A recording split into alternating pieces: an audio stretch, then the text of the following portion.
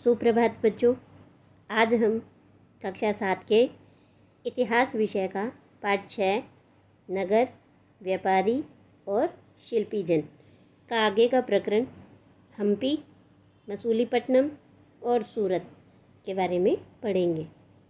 तो देखो बच्चों, इससे पहले हम पढ़ रहे थे कि मध्य युग में नगर कई प्रकार के होते थे, जैसे कि प्रशासनिक नगर, मंदिर नगर, तीर्थ नगर और इनमें से कुछ नगर वाणिज्यिक क्रियाकलापों और शिल्प उत्पादन के केंद्र भी होते थे।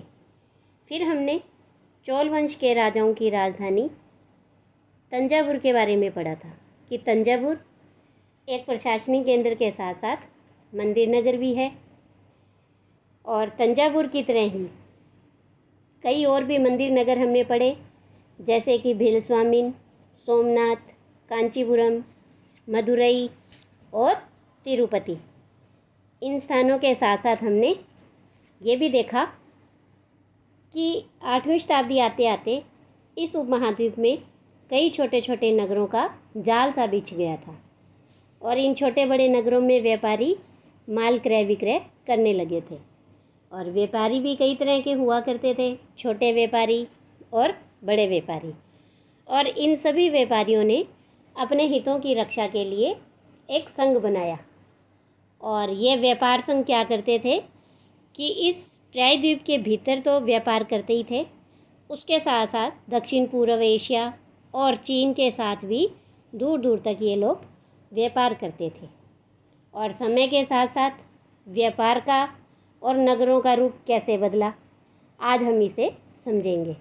और इसके लिए हम मध्य भारत के और दक्षिण भारत में स्थित शिल्प उत्पादन केंद्र और प्रमुख व्यापारी केंद्र जैसे कि सूरत, हम्पी और मसूलीपट्टनम, इनके बारे में विस्तार से पढ़ेंगे। तो सबसे पहले हम पढ़ेंगे यहाँ हम्पी के बारे में। तो चलिए देखते हैं हम्पी, मसूलीपट्टनम और सूरत। हम्पी की वास्तुकला का सौंदर्य। हम्पी नगर कृष्णा और तुंगभद्रा नदियों की घाटी में स्थित है। यह नगर 1336 में स्थापित विजयनगर साम्राज्य का केंद्र स्थल था। हम्पी के शानदार खंडहरों से पता चलता है कि उस शहर की किलेबंदी उच्च कोटि की थी। किले की दीवारों के निर्माण में कहीं भी गारे, चूने जैसे किसी भी जोड़ने वाले मसाले का प्रयोग नहीं किया गया था और शिलाखंडों को आपस में फंसाकर गूंथा गया था। तो ये नीचे देखिए चित्र दिखाई दे रहा है आपको। यह है हम्पी के अहाते से एक टूटी हुई दीवार और उस दीवार से ये बुर्ज दिखाई दे रहा है। और इस दीवार के अंदर कहीं भी गारे का, चूने का उपयोग नहीं किया गया था। ईंटों को आपस में फंसा करके और इस तरह से ये दीवार बनाई गई थी। इसके बाद कि हम्पी नगर का वर्णन कैसे किया गया। एक पुर्तगाली यात्री डोमिंगो पेज ने 16वीं शताब्दी में हम्पी नगर का वर्णन इस प्रकार किया कि गोवा से आने वाले लोग जिस प्रवेश द्वार से गुजरते हैं, उस द्वार के भीतर राजा ने एक अत्यंत सुदृढ़ प्राचीरबद्ध नगर बसा रखा है, जो दीवारों और बुर्जों से सुरक्षित है। ये दीवारें अन्य नगरों की दीवारों जैसी नहीं हैं, बल्कि बहुत मजबूत राजगिरी का ऐसा नमूना है जो अन्य भागों में बहुत ही कम देखने को मिलेगा। और उसके भीतर उसी रीति से बनाए गए भवनों की अत्यंत सुंदर कतारें हैं, जिनकी छतें सपाट हैं और चपटी है। अब इसके बाद नीचे देखिए एक प्रश्न है कि क्या आपके विचार से यही नगर किलेबंद क्यों था। तो देखिए, जो हम्पी नगर है वो आक्रमणकारियों से रक्षा के लिए किलेबंद किया गया था, ताकि कोई भी है उस पर आक्रमण ना कर सके। इसके बाद हम्पी की वास्तुकला विशिष्ट प्रकार की थी। वहाँ के शाही भवनों में भव्य मेहराब और गुंबद थे। वहाँ स्तंभों वाले कई विशाल कक्ष थे, जिनमें मूर्तियों को रखने के लिए आले बने हुए थे। और वहाँ सुनियोजित बाग बगीचे भी थे, जिनमें कमल और टोडों की आकृति वाले मूर्तिकला के नमूने थे। 15वीं और 16वीं शताब्दियों के अपने समृद्धि काल में हम्पी कई वाणिज्यिक और सांस्कृतिक गतिविधियों से गुंजायमान रहता था। यानी कि हम्पी में कई प्रकार के व्यापारिक क्रियाकलाप और सांस्कृतिक कार्यक्रम होते रहते थे। तो उन दिनों हम्पी के बाज़ारों में मुस्लिम सौदागरों, चेटियों और पुर्तगालियों जैसे यूरोपीय व्यापारियों के एजेंटों का जमघट लगा रहता था। अपने शासनकाल में विजयनगर के शासकों ने जलाशयों और नहरों के निर्माण में काफ़ी रुचि दिखाई। मालदेवी नदी के ऊपर 1.37 किलोमीटर लंबे मिट्टी के बांध वाले अनंतराज सागर जलाशय का निर्माण हुआ। कृष्णदेव राय ने 2 पहाड़ियों के बीच एक विशाल प्रस्तर बांध का निर्माण विजयनगर के निकट एक विशाल झील के निर्माण के लिए किया। प्रस्तर का अर्थ होता है पत्थर, यानी पत्थरों से बांध बनाया और झील को बनाने के लिए। वहाँ से जल को जल सेतु और नहरों द्वारा बगीचों और खेतों तक सिंचाई के लिए पहुँचाया जाता था।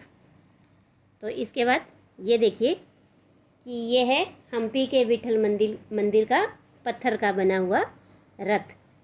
मंदिर सांस्कृतिक गतिविधियों के केंद्र होते थे और देवदासियाँ विरूपाक्ष यानी शिव मंदिर के अनेक स्तंभ वाले विशाल कक्षों में देव प्रतिमा, राजा और प्रजाजनों के समक्ष नृत्य किया करती थी। महानवमी पर्व, जो आज दक्षिण में नवरात्रि पर्व कहलाता है, उन दिनों हम्पी में एक अत्यंत महत्वपूर्ण पर्व माना जाता था। पुरातत्वविदों ने उस महानवमी मंच को खोज निकाला जहां राजा अपने अतिथियों का स्वागत सत्कार करता था और अधीनस्थ व्यक्तियों से नजराने और उपहार लिया करता था। वहीं विराजमान होकर राजा नृत्य एवं संगीत तथा मल्लयुद्ध के कार्यक्रम भी देखा करता था। 1565 में दक्कनी सुल्तानों गोलकुंडा, बीजापुर, अहमदनगर, बरार और बीदर के शासकों के हाथों विजयनगर की पराजय के बाद हम्पी का विनाश हो गया। इसके बाद हम पढ़ेंगे सूरत के बारे में कि सूरत को पश्चिम का प्रवेश द्वार कहा जाता है।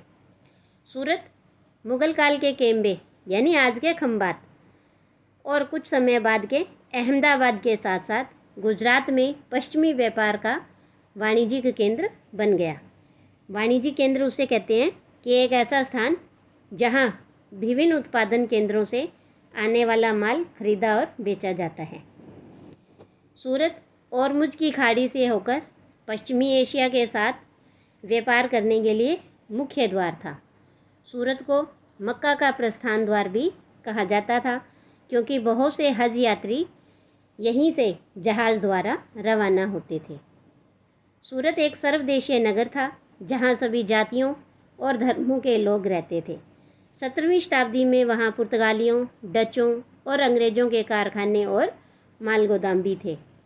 अंग्रेज इतिहासकार ओविंगटन ने 1689 में सूरत बंदरगाह का वर्णन करते हुए लिखा है कि किसी भी वक्त एक वक्त पर भिन्न भिन्न देशों के औसतन 100 जहाज इस बंदरगाह पर लंगर डाले खड़े देखे जा सकते थे। इसके बाद आगे देखिए, सूरत में ऐसी अनेक दुकानें थी जो सूती कपड़ा, थोक और फुटकर कीमतों पर बेचती थी। सूरत के वस्त्र अपने सुनहरे गोटा किनारियों यानी जरी के लिए प्रसिद्ध थे और उनके लिए पश्चिमी एशिया, अफ्रीका और यूरोप में बाजार उपलब्ध थे।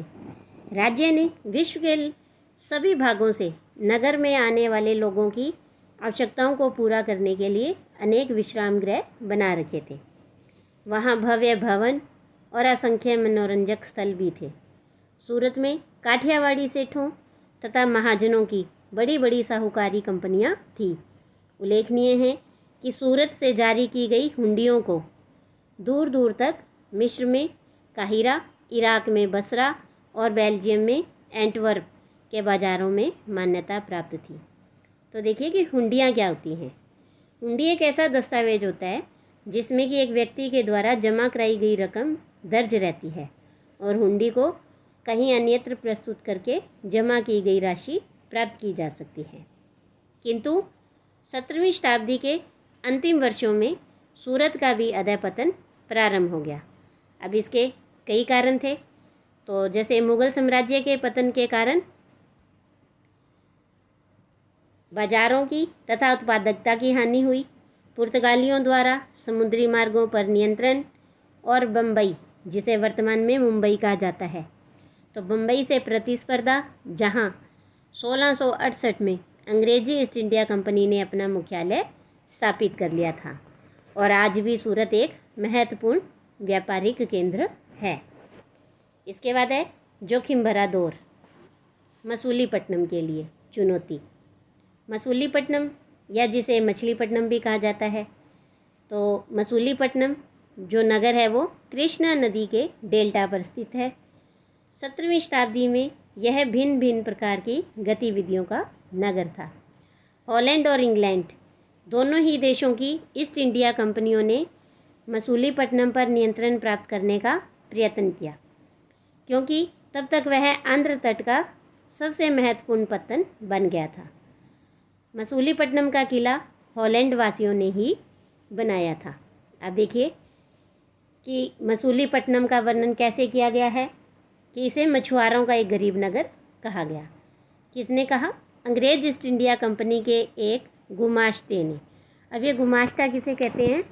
जो यूरोपीय ट्रेडिंग कंपनी की व्यापारिक गतिविधियां होती हैं और उन गतिविधियों के ऊपर एक व्यक्ति को अधिकारी रखा जाता है और उसी अधिकारी को गुमाश्ता कहते हैं।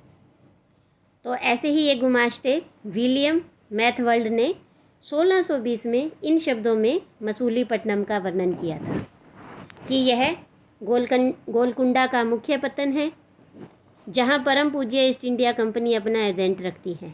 यह एक छोटा नगर है पर घना बसा हुआ है, बिना किसी चारदीवारी के, और ख़राब तरीके से बना हुआ है। ना ही यह अच्छी तरह से स्थित है। इसके सभी जल स्रोत खारे पानी के हैं।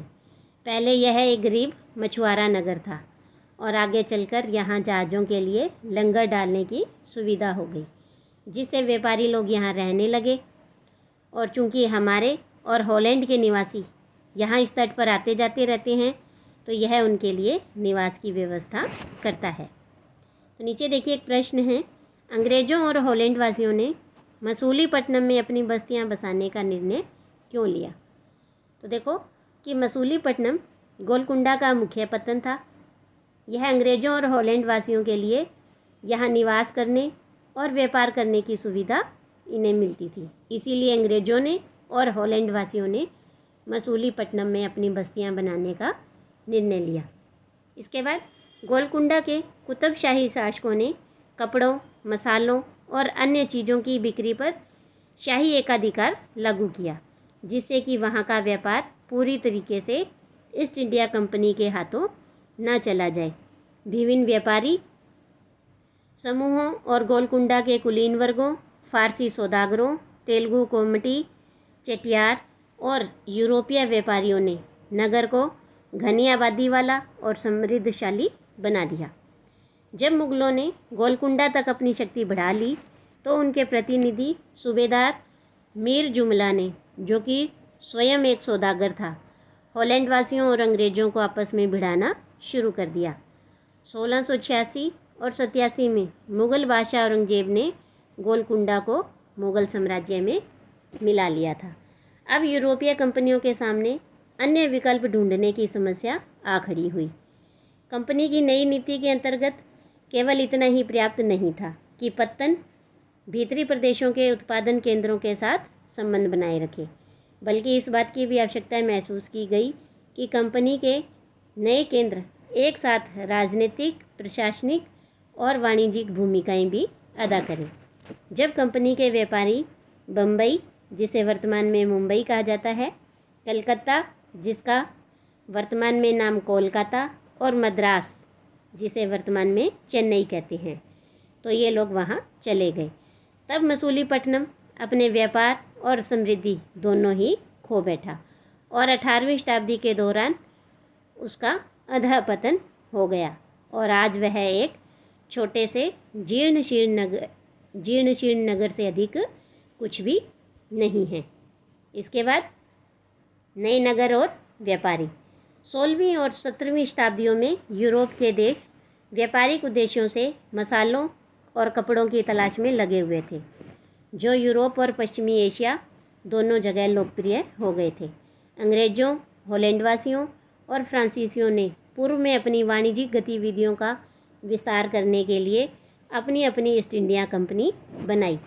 प्रारंभ में तो मुल्ला अब्दुल गफूर और वीर जी जोरा जैसे कुछ बड़े भारतीय व्यापारियों ने, जिनके पास बड़ी संख्या में जहाज़ थे, उनका मुकाबला किया, किंतु यूरोपीय कंपनियों ने समुद्री व्यापार पर अपना नियंत्रण स्थापित करने के लिए अपनी नौशक्ति का प्रयोग किया और भारतीय व्यापारियों को अपने एजेंट के रूप में कार्य करने के लिए मजबूर कर दिया और अंततः अंग्रेज उपमहाद्वीप में सर्वाधिक सफल वाणिज्यिक एवं राजनीतिक शक्ति के रूप में उभर कर स्थापित हो गए। वस्त्रों जैसी वस्तुओं की मांग में तेजी आ जाने से अधिकाधिक लोगों ने कताई, बुनाई, धुलाई, रंगाई आदि धंधे अपना लिए और इससे इन शिल्पों का बहुत विस्तार हुआ। भारतीय वस्त्रों के रूप, रंग और डिज़ाइन अधिकाधिक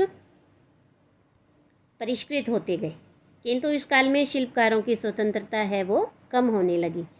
शिल्पी जन पेशगी की प्रणाली पर काम करने लगे और जिसका मतलब यह था कि उन्होंने जिन यूरोपीय एजेंटों से पहले से ही पेशगी ले ली थी, यानी उनसे पहले ही पैसा ले लिया था, उन्हीं के लिए उन्हें कपड़ा बुनना होता था और अब बुनकरों को अपना कपड़ा या बुनाई के नमूने बेचने की स्वतंत्रता नहीं थी।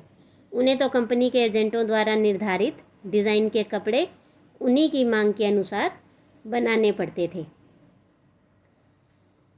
18वीं शताब्दी में बम्बई, कलकत्ता और मद्रास ऐसे नगरों का उदय हुआ जो कि आज प्रमुख महानगर हैं। शिल्प और वाणिज्य में बड़े बड़े परिवर्तन आए जब बुनकर जैसे कारीगर और सौदागर यूरोपीय कंपनियों द्वारा इन नए नगरों में स्थापित ब्लैक टाउन्स में स्थानांतरित हो गए, यानी कि इन शहरों में कारीगरों को और बुनकरों को स्थानांतरित कर दिया गया। ब्लैक यानी देसी व्यापारियों और शिल्पकारों का इन ब्लैक टाउन में सीमित कर दिया गया, जबकि गोरे शासकों ने मद्रास में फोर्ट सेंट जॉर्ज और कलकत्ता में फोर्ट सेंट विलियम्स की शानदार कोठियों में अपने आवास बनाए। 18वीं शताब्दी में शिल्पकलाओं तथा वाणिज्य की कहानी हम अगले वर्ष पढ़ेंगे, यानी कक्षा 8 में पढ़ेंगे। तो ये देखिए चित्र जो आपको नीचे दिखाई दे रहा है कि प्रारंभिक 19वीं शताब्दी में बम्बई की एक सड़क का चित्र बनाया गया है। इसके बाद हम पढ़ेंगे अन्यंत्र, वास्को डी गामा और क्रिस्टोफर कोलंबस। 15वीं शताब्दी में यूरोपीय नाविकों द्वारा समुद्री मार्ग खोजने के अभूतपूर्व कार्य किए गए और उनमें से अनेक नाविक भारतीय उपमहाद्वीप तक पहुंचने का मार्ग खोजने और मसाले प्राप्त करने की इच्छा से प्रेरित थे। पुर्तगाली नाविक वास्को डी गामा अटलांटिक महासागर के साथ साथ यात्रा करते हुए केप ऑफ गुड होप, जो कि दक्षिणी अफ्रीका महाद्वीप में बिल्कुल दक्षिण में स्थित है, तो अटलांटिक महासागर से वो यात्रा करते हुए केप ऑफ गुड होप से निकलकर और हिंद महासागर को पार करके भारत पहुँचे और उसे अपनी पहली यात्रा को पूरा करने में 1 वर्ष से भी अधिक समय लगा। वह 1498 में कालीकट पहुंचा, जो कि केरल में स्थित है, और अगले वर्ष पुर्तगाल की राजधानी लिस्बन लौट गया और इस समुद्री यात्रा के दौरान उसके 4 में से 2 जहाज नष्ट हो गए और 170 यात्रियों में से केवल 54 ही जीवित बचे। इन प्रत्यक्ष खतरों के बावजूद जो मार्ग खोले और खोजे गए वे अत्यंत लाभकारी सिद्ध हुए। उसके बाद तो अंग्रेज, हॉलैंडवासी और फ्रांसीसी नाविकों ने भी उनका अनुसरण करना प्रारंभ कर दिया। तो ये देखिए कि वास्को डी गामा का यहाँ चित्र दिखाई दिया है। इसके बाद भारत पहुँचने के लिए समुद्री मार्गों की खोज का एक अन्य सुपरिणाम भी निकला कि जिसकी किसी को आशा भी नहीं थी। एक इटलीवासी क्रिस्टोफर कोलंबस, यानी कोलंबस किस देश का निवासी था? इटली का। तो कोलंबस ने भारत पहुंचने का मार्ग खोजने के लिए अटलांटिक महासागर को पार करके पश्चिम की ओर यात्रा करने का निश्चय किया उसका सोचना था कि चूंकि पृथ्वी गोल है इसीलिए वह पश्चिम से भारत की ओर पहुंच सकता है। वह 1492 में वेस्ट इंडीज़ के तट पर पहुंचा और वेस्ट इंडीज़ का नाम इसी भ्रांति के कारण पड़ा। उसके पीछे स्पेन और पुर्तगाल के नाविक और विजेता भी वहाँ आते रहे और उन्होंने मध्य और दक्षिणी अमेरिका के बड़े बड़े भागों को अपने कब्जे में कर लिया और अक्सर उन प्रदेशों की पहले वाली बस्तियों को नष्ट कर दिया। तो इस तरह से ये आपका अध्याय पूरा होता है। तो इस अध्याय में हमने देखा कि मध्य युग में विभिन्न नगरों के बारे में, व्यापारियों के बारे में और शिल्प जन के बारे में हमने पढ़ा। आज के लिए इतना ही। धन्यवाद।